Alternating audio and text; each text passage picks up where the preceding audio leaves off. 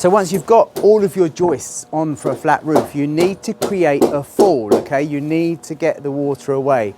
And we use something called a firring piece, all right? Some people call it a tilting fillet, albeit that is slightly different in carpentry terms. So what is a firring piece? It's simply a rip of timber which starts at one measurement and finishes at another. Now I'm going to show you the easiest way of doing this, especially when you're making long firring pieces. You can buy them from timber merchants, but I often find they're not the right size. You're cutting a lot off. So what I like to do is make them. So I'll measure my overall length, and in this case I'm starting at the wall and I'm falling forward to the end of the roof to a box gutter which is here, 4 meters long. So we'll whip downstairs and I'm going to show you exactly how we make them. It's really quick and easy, so follow me.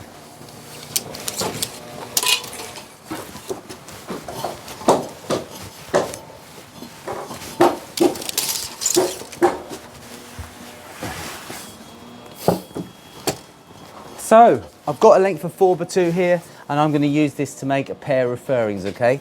Now all we need to do is measure half the length. So in our case 4 meters, so we're going to measure 2 meters, okay? We'll knock that off quickly with the saw. Let me get my earphones on. Ear protection is so important, especially if you're using these small saws all the time. So we'll quickly whiz that off there.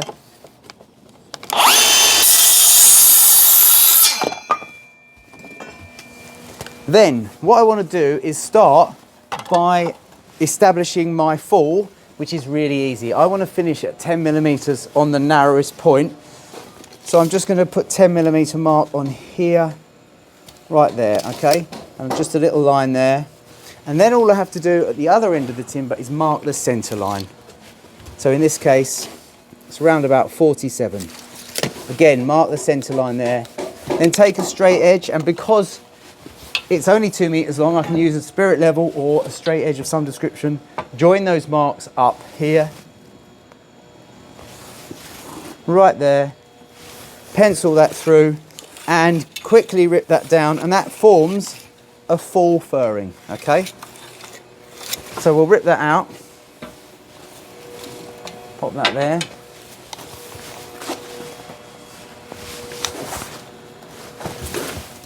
Okay, let's go. And I'm going to cut straight down the middle of the line, not to one side or the other, straight down the middle.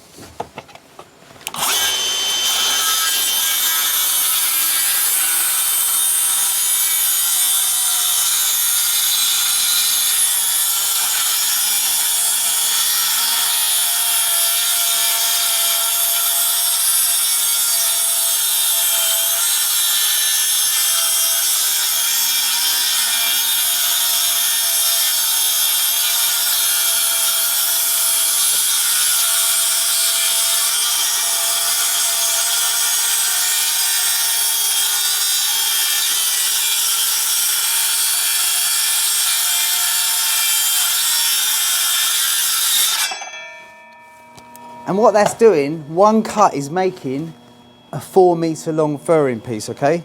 And that, to me, is a really good way of saving time. You're not cutting the tall bit, the first bit and the second bit. You're making two at once. Because we're on the center line, when you butt them together, it's exactly the same. It's a continuation, okay? So it's a continuation of that rake. It's exactly the same.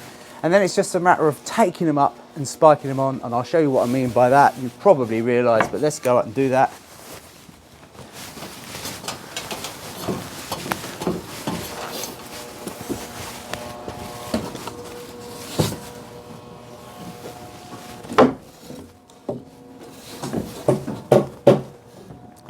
So there's one half, here's the next half, and it finishes exactly where I want it to be. Now the reason I don't like these going to a feather or a point is because I can get a fixing around about here and it's not just going to split it all the way up.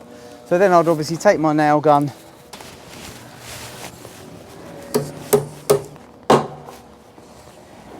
and that's when we'd attach it. And we'll attach it all the way through. Now, where you've got a thick end,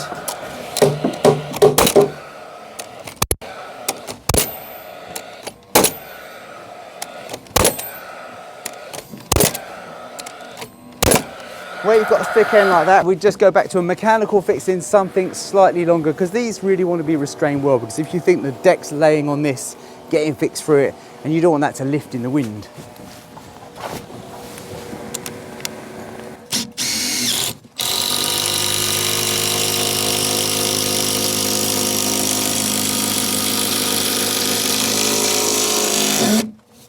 And there you have it. That is a quick, easy, accurate way of making furring pieces, and I reckon that's actually cheaper than buying them ready-made.